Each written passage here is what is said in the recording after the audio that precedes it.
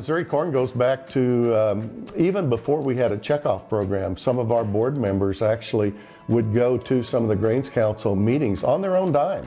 And then in about 1985, we got our first checkoff dollars where we were able to invest in some of these programs. And then that allowed some of the growers to go out and start traveling internationally too, and start looking at some of these markets. So it happened right before I came on board with the council that we really got more involved with them. And then as I became executive director, we kind of ramped up that program a little bit more.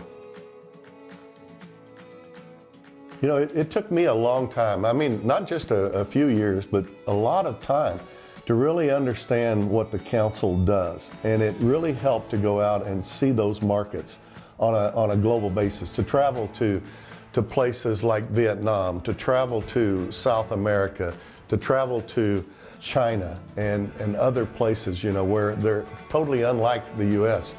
And over time, it convinced me, you know, that this is a very important thing. If the farmer can't be there, we have to help sell the story. We have to help tell the story and then sell the story of why it's important, you know, why that market makes a difference.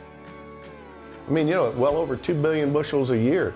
And, you know, it's not a market that's a given every year, obviously. So it's a market that you need to take care of, like in Japan and in Taiwan and some of the more established markets, but it's also the new markets that you have to try something different in. And, you know, a good example of that is where Missouri has worked, like down in Mexico, and we buy them a stinger, which helps to unload distillers' grains out of train cars. And, you know, that helps them, you know, gives them an opportunity to use something like distillers' grains, and all of a sudden, you know, boom, opens up a market that we haven't seen before. And the same thing happens whenever you start feeding, you know, water buffalo in Egypt, or if you start feeding poultry, you know, someplace else. That's what you have to do, and we show them how to do it, and we help them to understand. And, you know, in these first cases, it can be moving from feeding something of very, very poor quality to a hog, and then, you know, in Japan, you're working with some of the best nutritionists in the world to help them understand, you know, what they can do to help increase the efficiency of their animals. So the council does all of this, and they do it really well.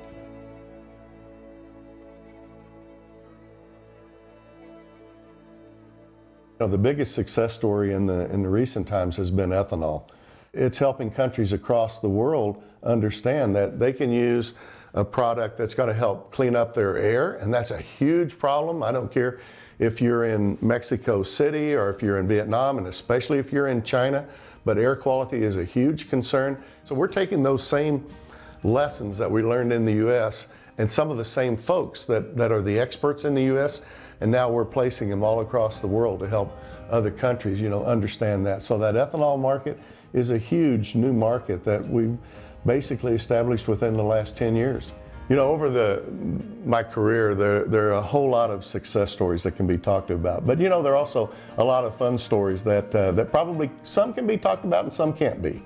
Well, you know, when we were in Egypt, that's one of the fun stories. We spent all day long, you know, working and looking at farms that Dr. Solomon wanted to make sure we saw every last farm where there was a Grains Council program, probably for the last 30 years ongoing. And so we saw all of those, and by the time, the only thing we said in return, and you know the Grains Council, those days can last 12, 14-hour days. The only thing we asked was an opportunity to go see the pyramids. What happens? We get to the pyramids, and it's 6 o'clock in the evening, and they're closed. So, you know, that is the beginning, at least, of a story that I could tell.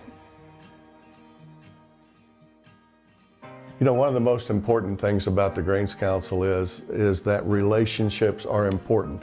And the ability for our farmers to go and meet their customers, or our customers to come to U.S. farms, that's invaluable to the work that we do. Countries don't trade, people trade. And that's why it's so important for our farmers to understand where their checkoff dollars are going, how they're being invested, and how, you know, these folks on a global basis, how they really do appreciate the job that the U.S. Grains Council does and that our farmers do in helping to supply corn on a global basis. You know, at the end of the day, people matter. It makes a difference that folks are involved in this industry. It makes a difference, I think, that farmers are involved in helping to determine where those markets are. And farmers do a great job of that You know, we have some tremendous staff people with the Grains Council, with our state staff, with our national groups, but it makes a difference with farmers being involved. And so I'm going to be watching, you know, as we move forward, because it's extremely important that farmers continue to control their own destiny. And like I was told a long time ago, you know, if we don't do it, who will? If farmers don't do it, who's going to do it for us? And that's why it's so important for us to continue to build these markets.